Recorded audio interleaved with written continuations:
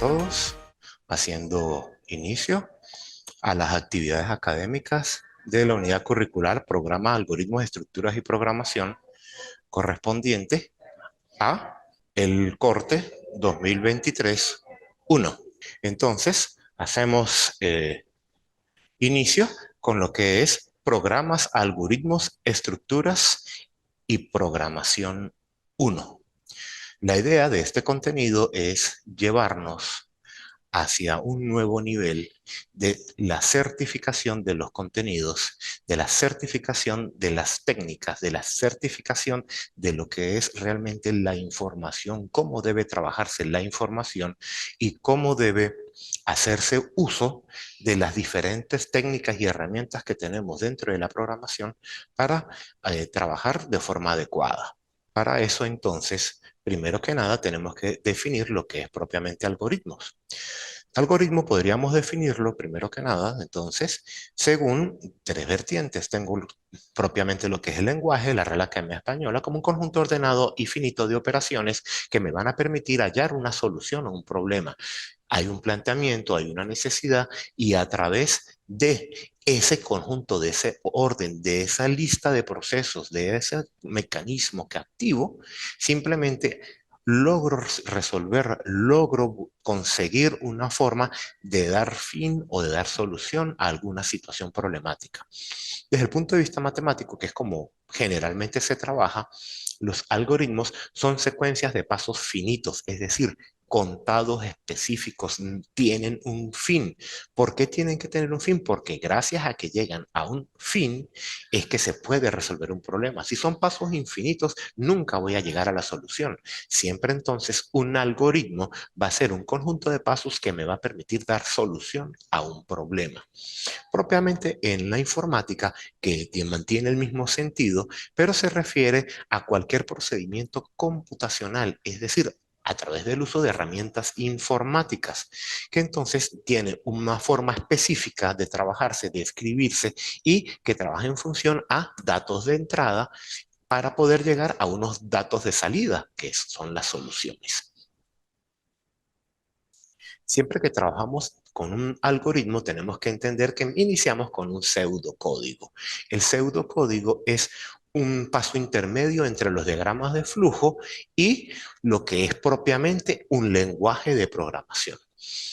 El diagrama de flujo es realmente una representación gráfica de todo lo que quiero hacer. Más adelante vamos a hablar un poco más de lo que es el diagrama de flujo, pero es simple y llanamente una representación gráfica. Son convenios gráficos que se establecen para justamente dar solución a esos problemas. Por ejemplo, a través del pseudocódigo, yo puedo escribir en palabras prácticamente naturales y resumidas qué es lo que necesito hacer, cómo lo quiero hacer.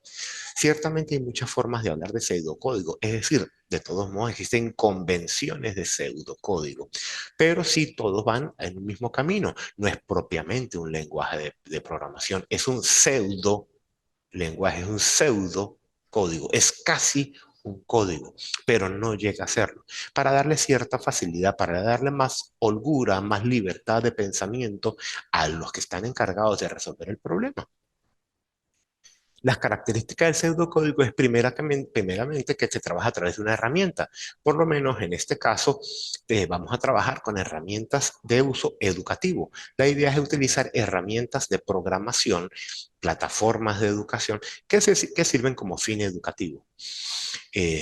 Un ejemplo es Psain. Psain es un sistema para enseñanza de la programación de código libre, de uso libre, que me permite entonces tener prácticas y poder trabajar en función a varios tipos de código o varios lenguajes de programación.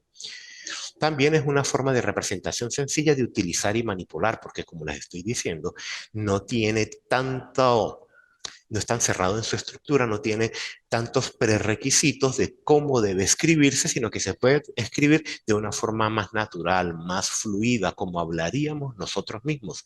Entonces me permite llegar a una solución. Facilita el paso del programa al lenguaje de programación. Si primero tengo hecho un pseudocódigo, después hago un traductor aplicando una traducción a ese código, puedo llegar a lo que es el lenguaje de programación. Aparte, pues es independiente del lenguaje de programación que se vaya a utilizar y es un método que facilita la programación y la solución al algoritmo del programa. Es decir, ya me representa una solución. Todo pseudocódigo debe tener una estructura. Posteriormente vamos a ver que esto lo va a heredar el código propiamente dicho en un lenguaje de programación. Pero entonces en un pseudocódigo tenemos que tener dos partes, la cabecera y el cuerpo. Dentro de la cabecera va toda esa información que me permite darle sentido en sí a lo que se va a hacer en el cuerpo. Me explico, debo tener el nombre, debe tener una forma de identificarse, debe tener el llamado a determinadas partes específicas que me permiten dar solución a ese problema. Por ejemplo, voy a trabajar con elementos adicionales externos o elementos adicionales internos que debo trabajarlos. Debo también definir qué datos voy a utilizar, cómo son esos datos, si ahí es constante, si ahí es variables, cómo son esas constantes, cómo son esas variables. Más adelante vamos a ir explicando poco a poco todas estas partes. Y dentro del cuerpo sí se distinguen específicamente tres elementos. El inicio, llamémoslo el desarrollo o las instrucciones que tiene que ejecutar la computadora y el fin. Se debe estar bien claro cuál es el inicio y cuál es el fin, por dónde inicio y por dónde finalizo. Normalmente el inicio va asociado a la entrada de información de los datos que se van a procesar. Las instrucciones es el desarrollo, es el procesamiento de esa información y el fin es cuando damos respuesta a los requerimientos, es cuando sale la respuesta que se solicita. Siempre que entonces se va a trabajar en programación, se debe hacer previamente un análisis del problema. De todos los problemas que tengamos y que queramos resolver a través de la programación, primeramente, por ejemplo, un diagrama de flujo o a través de un algoritmo o a través de pseudocódigo, igualito, para trabajarlos pues en código, igualito tenemos unos pasos que sí vamos a hacer consecutivamente. El primero es hacer una buena definición del problema. El problema consiste en hacer un estudio, un análisis bien detallado de todo lo que yo necesito trabajar. Entonces, quiere decir que debo identificar de qué datos dispongo y cuál es el resultado que voy a obtener, que debería obtener. Entonces, por ejemplo, para tratar de hacer una analogía, en los estudios de bachillerato que se tienen en cualquier parte del mundo, en física, por ejemplo, se habla de que hallar una velocidad teniendo determinados datos. Llamemos, por ejemplo, el tiempo que tarda de recorrer una distancia específica. Entonces, defino primeramente que voy a hacer un programa que tiene que ver con procesamiento de información para obtener velocidad, procesamiento de distancia y de tiempo para obtener una velocidad. Yo lo puedo decirle que le voy a colocar nombre cálculo de velocidad. Tengo que decirle qué tipos de datos voy a utilizar. Ah, bueno, voy a utilizar unos datos numéricos, pero que representan, por un lado, distancia, por otro lado, tiempo, y por otro lado hay otra, que es la que voy a obtener como resultado, que es la que va a ser velocidad. Posteriormente, entonces, hago el inicio propiamente del cuerpo del programa, que sería primero hacer los datos de entrada. Recuerden, el inicio siempre va asociado es a la entrada de información. ¿Qué datos de entrada tengo que verificar? ¿Cuál es la distancia y cuál es el tiempo que me están dando como información para calcular la velocidad? Luego tengo que hacer un procesamiento de esa información, aplicar una serie de fórmulas. La fórmula básica que se tiene para entonces el cálculo de la velocidad es variación de la distancia entre variación del tiempo. Si tenemos datos puntuales, entonces es distancia entre tiempo. Entonces ahí hago ese proceso, esa división, distancia entre tiempo, para obtener después la salida, que es la velocidad. Al dividir distancia entre tiempo, obtengo lo que es la velocidad, que es el dato de salida que requiero, y entonces se le da la instrucción al equipo de que muestre cuál es esa velocidad. Y con eso llego a la resolución del problema y esa es toda la descripción que yo debo hacer o el análisis que yo debo hacer para poder escribir un problema, un programa, darle solución a un problema a través de un programa. Luego tengo el diseño del algoritmo. ¿Qué quiere decir eso? Ya tengo la idea de lo que voy a hacer. Ahora sí lo voy a escribir con una noción de programación. El algoritmo es ir diciendo qué pasos a paso voy a seguir. Puedo de repente hacer uso de un diagrama de flujo, que es simple y llanamente aplicar herramientas gráficas a través de convenios que existen de forma internacional para decir cómo voy a llegar a la solución de ese problema. Y posteriormente voy a trabajar para la transformación del algoritmo en un programa, lo que estábamos hablando, hacer una traducción desde ese lenguaje natural a un lenguaje más técnico que tiene que ver con lo que es el código que vamos a utilizar. Hay que recordar que ese lenguaje va a depender del que hayamos escogido. Hay una gran variedad de lenguajes en programación. Este lenguaje entonces se expresa el algoritmo como un programa en un lenguaje de programación. Y la ejecución y validación del programa es simplemente hacer pruebas constantes con diferentes valores, con diferentes opciones, lo que vaya a variar, por eso se llama variables, que puede variar si varía la distancia, si varía el tiempo, cuánto me daría la nueva velocidad. Entonces tengo que hacer ejecuciones constantes para verificar que no haya ninguna posible error al momento de ejecutar ese programa, al momento de aplicar ese programa, y de esa forma, observando que todos los resultados que obtengo están correctos, he hecho la validación del programa. Dentro de lo que es entonces programación, estamos hablando de diagrama de flujo, que es una forma previa para yo hacer un código de programación. ¿Qué tengo que hacer en el diagrama de flujo? Entonces, lo que tengo que hacer para un diagrama de flujo es simplemente utilizar las convenciones gráficas que tengo a nivel internacional para decir qué procesos voy a hacer. De acuerdo a esto, tengo varios símbolos fundamentales. Inicio y fin. Realizar un proceso es un cuadrado, entrada de datos es una especie de trapecio y un rombo lo que es tomar una decisión.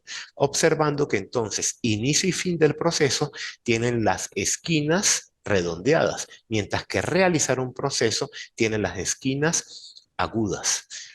Esto quiere decir que es a través de esta simbología se está diciendo claramente que hay un código escrito en forma de diagrama de flujo. Indicando, por ejemplo, si yo quiero hacer un diagrama de flujo de cómo se cocinaría un huevo, lo primero que tengo que preguntar es cómo lo quiero cocinar, es decir, de qué forma me lo quiero comer. Y observo que hay varias formas disponibles. Una forma es que el huevo sea frito y la otra forma es que el huevo sea cocido. Entonces, se pregunta una sola vez, ¿cómo lo quieres? Si frito o hervido. La pregunta normalmente se hace en función de dos posibles respuestas, solamente dos, sí o no, para tratar de simplificar el proceso. Siempre que sea posible, voy a simplificar estos procesos. Entonces, si lo quiero frito, digo que sí y me voy por ese lado del proceso. Si no lo quiero frito, digo que no y me voy por otro lado del proceso. Aquí en este caso se hace otra pregunta, ¿le voy a echar sal? ¿Va a tener sal el huevo? Entonces se hace simple la respuesta, sí o no. Y de acuerdo a esa respuesta, pues voy a proceder. Si le quiero echar sal, pues ahí dice, con sal, sí, entonces le agrego sal. Sin sal, ok, entonces salto el proceso de agregarle sal hasta que llegara al punto de servir al plato. ¿Cuál sería el final que debiera estar posterior a esto? Simple y llanamente, fin del proceso que es, ya pues, se puede comer el huevo.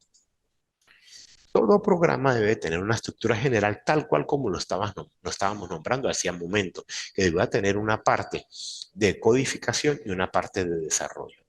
En la parte de codificación vamos a conseguir 4 subestructuras, que es la cabecera, las funciones, las declaraciones y las asignaciones. Estos de aspectos generales, de acuerdo al lenguaje de programación, nos podríamos conseguir algunas variantes y de acuerdo a las necesidades propias del problema que queramos resolver. Pero en términos generales siempre se trabaja de esta forma. En la cabecera, sí o sí, se debe especificar cuál es el nombre del programa. De acuerdo al código de programación, al lenguaje de programación que estemos usando, lo debemos hacer a nivel de comentarios o se hace directamente en el nombre que tenga este código en el lenguaje de programación. Entonces, normalmente se le da cuál es el nombre del programa o a nivel de comentarios, qué información tengo, cuándo lo hizo, de repente información adicional que me puede servir para posteriormente poder trabajar con con estas mismas rutinas, con este mismo diagrama de flujo, de acuerdo a cómo lo estemos trabajando. En sí, todo eso es un programa.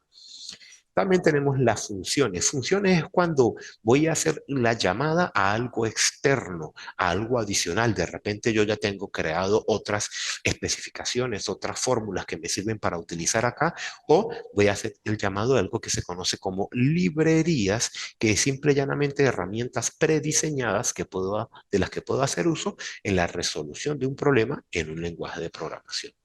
También tengo que hacer las declaraciones. Declaraciones, diferenciémoslas del siguiente punto. Asignaciones son cosas muy diferentes. Primero declaro. ¿Qué es declarar? Primero indico qué es lo que voy a utilizar. Entonces voy a utilizar números, voy a utilizar palabras, voy a utilizar eh, ideas, por así decirlo, arreglos. Entonces, de acuerdo a eso, se hace definición de que si voy a trabajar con variables, con constantes, con tipos de datos. Y después que dije, sí, voy a trabajar con variables, sí, voy a trabajar con constantes, hago la asignación. Por ejemplo, una constante. Vamos a decir un ejemplo básico de la matemática. En la matemática se utilizan mucho algunos números que son básicos, elementales, dentro de los cálculos que tenemos en matemática. Por ejemplo, el número pi. Entonces, ¿qué podríamos decir? Que yo voy a declarar que voy a trabajar con una variable, o perdón, con una constante que se llama pi. Y después le asigno 3.1415, todo el valor que va a tener ese número pi. Primero declaro, que es un número decimal, y después le asigno qué valor va a tener 3.1415. Esta es lo que sería la cabecera, la entrada, la parte de declaraciones que tiene el, cualquier estructura de programación. Pero ahora viene la segunda parte, que es ya propiamente la ejecución. En esta parte de ejecución trabajamos entonces lo que es las entradas, el proceso y la salida. En entradas tenemos que son las instrucciones para almacenar en memoria los valores de algunos identificadores. ¿Qué quiere decir eso? Bueno, simple y llanamente, voy a trabajar con el número pi para posteriormente hallar el área de una circunferencia, el perímetro de una circunferencia. ¿Qué tengo que hacer? Tengo que conocer entonces qué variables, qué constantes, qué voy a hacer. Entonces tengo que conocer, para hallar el perímetro de una circunferencia, tengo que conocer el valor del número pi y tengo que conocer el valor del radio, por ejemplo. Conociendo el valor del radio, no lo conozco, el pi es constante, siempre va a tener el mismo valor, lo puedo declarar al principio. En cambio, el radio, de repente quiero hacer un programa que me resuelva ya el perímetro, no importa el radio que tenga. Entonces, ahí es donde está la entrada. Declaro una variable radio, es una información que me va a estar cambiando y entrada, entonces cada vez que yo ejecute el programa, él me debe preguntar cuál es el radio con el que quieres calcular el perímetro. ¿Cuál es el radio? Cada vez que entra, ¿cuál es el radio?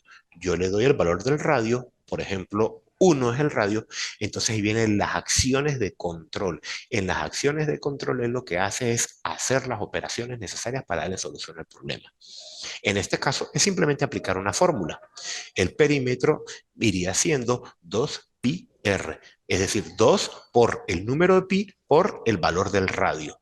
Si yo tengo el 2, si tengo el número pi que dije 3.1415 y también estoy diciendo el valor del radio que utilice como ejemplo de 1, por ejemplo 1 metro, entonces automáticamente sería 2 por pi por 1, que podría decir que entonces me está quedando que es aproximadamente 6.28. Ya tengo el valor. Ahora tengo que en las salidas decirle al equipo, oye, muestra, esta es la información resultante. El perímetro de la circunferencia es 6.28. Eso es lo que quiere decir la estructura del programa. Tengo que darle sentido a lo que voy a hacer y siempre debemos trabajar en una idea de estructura. Generalmente, sin importar qué lenguaje de programación utilice, esta es la estructura que se va a utilizar. Posteriormente a esto, entonces tenemos que tener algunas definiciones generales, como ya le hemos estado hablando, estamos hablando de variables. Variable, como su nombre lo indica, eso va a cambiar. Entonces yo lo que hago es asignar un espacio dentro de la memoria de la computadora en el cual voy a almacenar una información. Y como todavía no sé cuánto va a valer, por ejemplo, no sé cuál es el valor del radio al que le voy a calcular, con el que voy a calcular el perímetro de una circunferencia, entonces esa variable, eso que se me está modificando constantemente de acuerdo al dato que agregue, solamente le voy a decir que es de un determinado tipo. Por ejemplo, es un número entero, es un número decimal. Es el único que le puedo decir. Entonces, por eso es que tenemos que uno de los tipos de variable es un número. Aparte, también una variable puede tomar una información de un solo carácter o de muchos caracteres o muchas letras. Por ejemplo, si voy a trabajar de muchas letras, que una variable tipo de texto, dependiendo del lenguaje, pues va a tener una forma de decirse. Por ejemplo, ahí yo puedo hacer el almacenamiento de un nombre. En mi caso, Ronald Guerrero. Entonces, en el texto que yo estoy reservando de la memoria para guardar un texto, va a ser que yo voy a guardar ahí el nombre que escriba de cuando me lo pregunten. Si estamos hablando de variables, recuerden, sí puede estar modificándose. Entonces, en el texto, en el primer caso, por ejemplo, es Ronald Guerrero. Después lo utiliza otra persona y quiere colocar otro nombre, no hay problema. Cuando le pregunte cuál es el nombre, colocaría el nombre que desee. Pedro Pérez, Juan de los Palotes, de acuerdo a lo que quieran utilizar. También se puede hablar de datos abstractos. ¿Qué quiere decir datos abstractos? No es necesariamente algo así tan puntual como números o letras. A veces se guarda es una información que me permite dar solución a una serie de problemas. Como por ejemplo, ¿existe o no existe?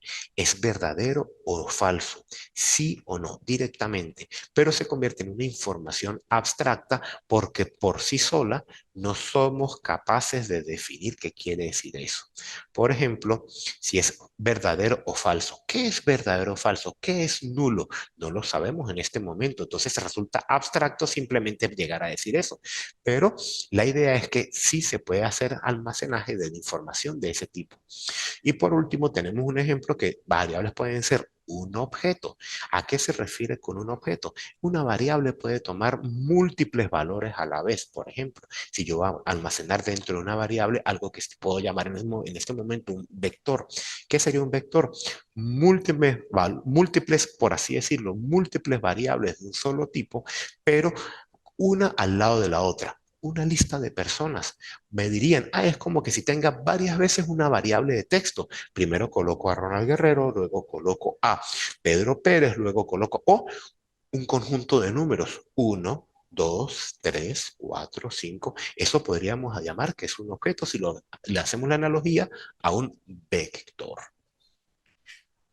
También tenemos que otras formas que tenemos que estar muy claros es al trabajar con estructuras de datos, con programación, es las constantes. Las constantes es, como su nombre lo indica, un valor que no se va a alterar, pero sí se va a utilizar para la resolución de un problema. Como el ejemplo que estábamos dando del número pi. El número pi nunca va a cambiar. Y aparte tenemos el uso de archivos adicionales como las librerías, el uso de operadores, como son símbolos del lenguaje, por ejemplo, los matemáticos, cuando utilizamos suma, resta, multiplicación, división. Aparte de estos símbolos matemáticos, hay otros símbolos como el de unión, intersección, que de acuerdo al tipo de lenguaje los podemos utilizar el mayor, el menor, algunas herramientas idiomáticas como el Asperson o el I que conocemos en el idioma inglés. Esa es una herramienta idiomática que también se utiliza dentro de los lenguajes de programación. Y tenemos generalmente instrucciones de entrada y de salida. Es algo que siempre se utiliza. En la parte básica de programación era leer y escribir o read y print, que era como originalmente todos los sistemas, todos los lenguajes de programación los utilizaban, tratando de hacer analogía y de llevar un mismo sentido. Con el crecimiento de la programación, con el nuevo surgir de diferentes códigos o variantes de códigos de lenguaje de programación, pues ya hay muchas más instrucciones de entrada y de salida. Cuando entonces vamos a hablar de programación, ya teniendo alguna pequeña idea, tenemos que pensar cómo vamos a trabajar nosotros. Y esto es algo muy importante, porque hasta ahorita hemos hablado, es pura teoría, puro, por así decirlo, puros elementos abstractos. Hay que ir a la práctica. Normalmente, a nivel educativo, iniciamos con alguna plataforma o alguna aplicación, aplicativo que me facilite esa enseñanza. Uno de esos sistemas que me facilitan la enseñanza es lo que se conoce como PSEN. El PSEN es simplemente un programa destinado al ámbito educativo y que me permite trabajar en la enseñanza de algoritmos, estructuras y programación para llegar a enseñar programación. Personalmente me parece muy bueno y por lo que he logrado deducir, es el que vamos a utilizar, pero no es el único que existe, ya va a depender de para qué voy a utilizarlo. Hay que recordar, estábamos hablando hace unos momentos, que existen muchos lenguajes. El Python tiene una de las grandes ventajas de poder adaptarse a múltiples lenguajes. A través de Python yo voy a hacer un pseudocódigo y ese pseudocódigo después le voy a pedir a Python que me lo traduzca a código de alguno de los lenguajes de programación más comunes, por ejemplo, al C, al C++, al C numeral, por ejemplo, al Java. De acuerdo a mi necesidad, yo le puedo decir a Python que me lo convierta en un código procesable de un lenguaje de programación reconocido. No es que el Python trabaja en C ni que trabaja en Java, no. Él trabaja es para tratar de enseñar a programar, pero tiene una apertura con la cual podemos trabajar propiamente lo que es la enseñanza de la programación. Posteriormente tendríamos que decidir. Normalmente las aplicaciones de escritorio se realizan en una plataforma completa de programación. Por ejemplo, el Dev C++. Claro, hay muchos más. Hay variantes antiguas, hay variantes modernas de lenguajes de programación. Podemos empezar hablando desde un Pascal, Turbo Pascal, BASIC, C, Turbo C, a ir aumentando a C++, C numeral y, por supuesto, a los ambientes visuales, como la parte visual que se trabaja en Visual Basic. Después se conocimos el Visual C, así sucesivamente fuimos avanzando y entonces hoy en día también se trabaja con el Visual Studio Code. Aclarando, Visual Studio Code, la ventaja que tiene es que me permite de forma nativa trabajar con distintos lenguajes de programación, pero que sobre todo están destinados a formalmente no ser compilados, o mejor dicho, el Visual Studio Code como tal no va a permitir compilar. Es decir, no va a convertir ese código en un programa como tal.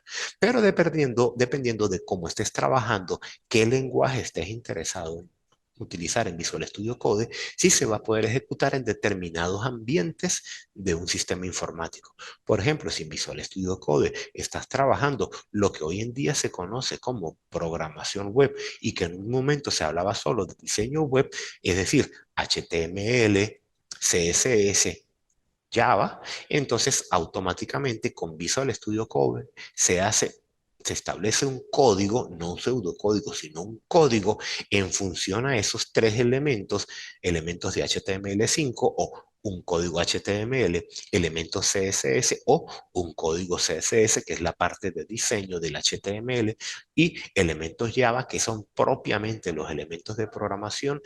Entonces, ¿qué sucede? Logro enlazar esos tres elementos en lo que conoceríamos como una página web y termino programando a través de Visual Studio Code porque, como les estoy diciendo como tal, ahí no se compila.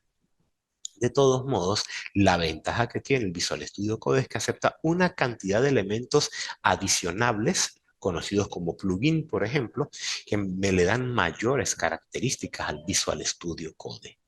En general, puedo nombrar estos tres, pero no son los únicos que existen. Existe una gran variedad. A nivel de solamente editor de código plano, por llamarlo así, es muy famoso el Notepad++. A nivel de propiamente desarrollador, está el Visual Studio como tal, que me incluye el Visual C y el Visual Basic. También hay plataformas tipo Borland.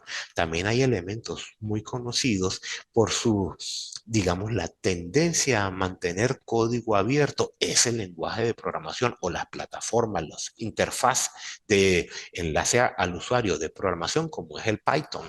Python te permite a ti desarrollar aplicaciones prácticamente de cualquier tipo, pero sin necesidad de estar pagando grandes licencias por programación. Eso es una tendencia actual, realmente que sí existen muchas alternativas económicas o libres de uso, no como por ejemplo el Visual Studio. Visual Studio Code tiene también uso gratuito, uso libre, pero el Visual Studio como tal, el que les estoy nombrando, que incluye Visual Basic y Visual C, ese tiene un costo elevado para adquirirlo. Entonces, mucha gente se está decantando es por estos códigos, estos lenguajes que me permiten trabajar de forma libre, vamos a decirlo así, aprender, inventar, arriesgarse, pero que no va a incurrir en un gran gasto posterior que hay que en dado caso, colocarlo en un representativo de ese gasto para recuperar la inversión hecha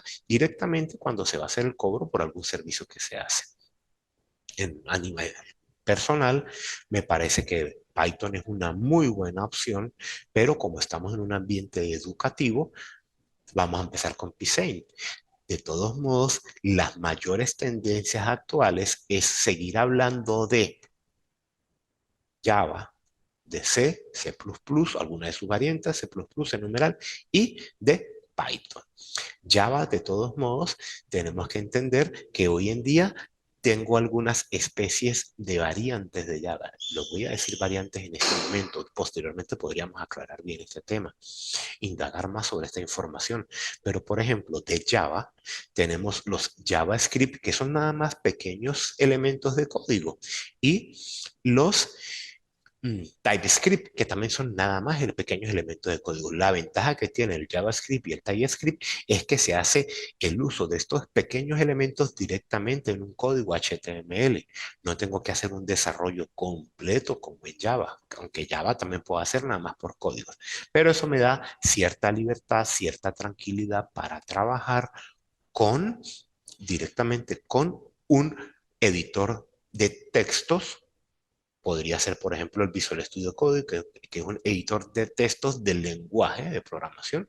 Lo estoy llamando como editor de texto. Me permite editar propiamente esos lenguajes.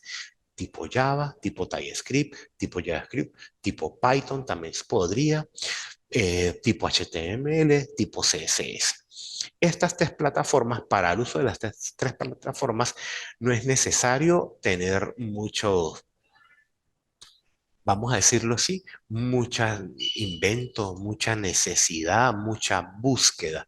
Directamente lo que tenemos que hacer es identificar que directamente con estas plataformas se puede trabajar, con estos programas se puede trabajar cualquier inquietud de programación de acuerdo a nuestro nivel de exigencia. Si queremos trabajar es lo que estamos hablando, que quiero trabajar es enseñanza, lo ideal es trabajar un sistema que me permita aprender y que a la vez me permita ir conociendo todos los diferentes lenguajes, es la idea del Python. Si lo que quiero es propiamente especializarme en aplicaciones de escritorio y escogí el lenguaje C, el DevSep es una posibilidad de uso libre que yo puedo tener. Ahora, si voy a trabajar es otro tipo de código, llámese Python, Java o, por ejemplo, para programación web, entonces una muy buena opción es Visual Studio Code. De todos modos, no son las únicas que existen, existen muchas más. Vamos a ver, por ejemplo, ¿qué pasa si yo quiero trabajar con algunas, digamos, situaciones de programación y que simple y llanamente yo voy a buscar con qué voy a trabajar? Entonces, yo puedo empezar trabajando o analizando cuáles son mis necesidades. Estoy tratando de compartir con ustedes una página para trabajar. Vamos a buscar otra. Estoy tratando de compartir con ustedes propiamente las páginas con las que me interesa trabajar con ustedes y vean cómo es que se logra conseguir directamente lo que quiero, que es cómo conseguir una plataforma con la que yo pueda trabajar, posteriormente un lenguaje de programación. En este caso, por ejemplo, voy a empezar a trabajar dentro de Firefox, voy a hacer una búsqueda. ¿Qué necesito buscar? Algunos de los que yo quiera aprender. Por lo menos en este caso, sí vamos a trabajar con el Psane, que simplemente Psane voy a tratar de ubicar. Y Psane aquí lo tengo. Esta es la página, tenemos que empezar a conocer por lo menos este destino, que es un repositorio, por así llamarlo, o un depósito, un lugar en donde muchos desarrolladores de estos que llamamos libres o gratuitos, utilizan ellos ese repositorio para estar almacenando la información ahí. Entonces, por ejemplo, ahí tengo el repositorio para Psane o la herramienta para trabajar con estudiantes. Aquí mismo lo dice, voy a trabajar con estudiantes en sus primeros pasos de programación. En teoría, este es uno de esos casos. Entonces, de acuerdo a la plataforma donde yo esté, descargo ese Psane. Por ejemplo, si estoy en Windows, que es como es mi caso, descargo el Psane para Windows. Y esta descarga, apenas 9 megas, me va a permitir hacer la instalación. En dado caso, también puedo descargar una versión portable para mantenerlo en mi pendrive y no tener que estarlo instalando en cada computadora. Esa es una de las opciones. Tengo otra de las opciones que les estaba comentando, que es el DEPC.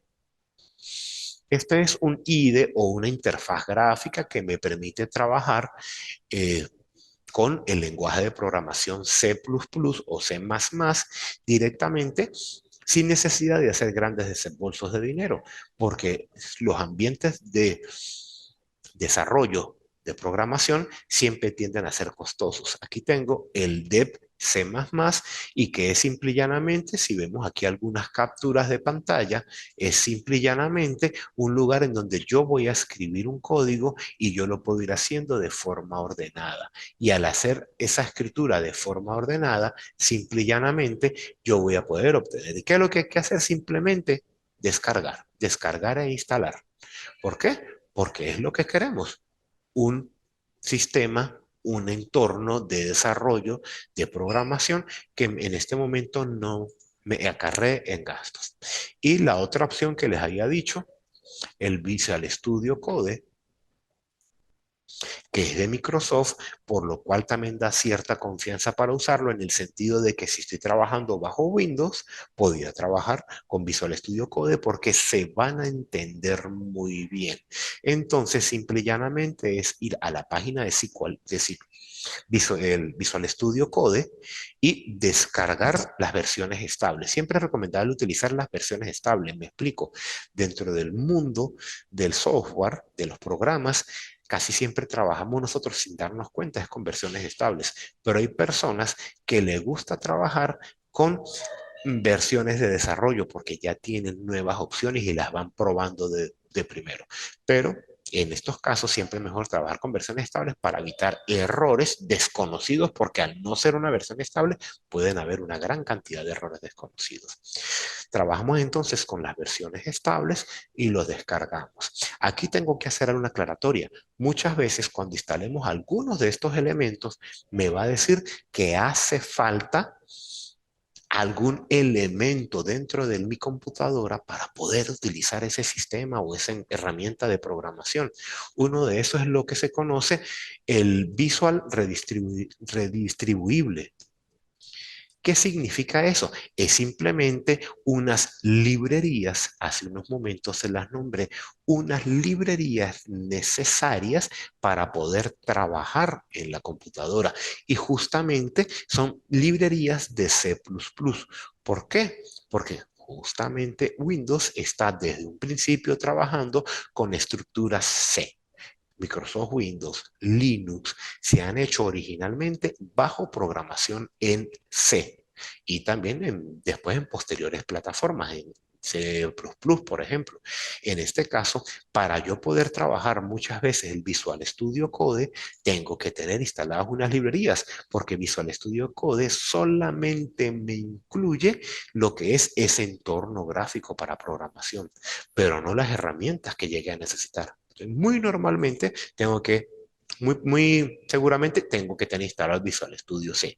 Y después, de acuerdo a mi necesidad, pues tengo muchas formas de complementar estos códigos, sobre todo el Visual Studio Code, el que estamos hablando que es gratuito, el Visual Studio Code, puedo complementarlo con una serie de plugins o de herramientas adicionales que me permiten darle mayor versatilidad. Esto es como para hacer una introducción a lo que es el contenido de programación. La idea es que en este momento, en estos pequeños minutos que hemos tenido, ya tengan una idea, por si no la tenían. Muy seguramente sí la tienen, porque si están acá es porque ya tienen una chispa, ya tienen algo que los motiva. Pero acá es tratar de darle profesionalización a esa idea que tienen. Espero haberlos ayudado, espero que con esto tengan una mayor idea, una mayor motivación a entrar en este mundo. Todavía realmente no hemos empezado a trabajar, pero aquí es un primer paso. Si no tengo más inconvenientes por el momento, simplemente los invitaré a estar pendientes de las plataformas de los diferentes medios con la universidad para estar identificando cuándo será alguna otra sesión o alguna otra actividad que tengamos pendientes por hacer. Muchas gracias.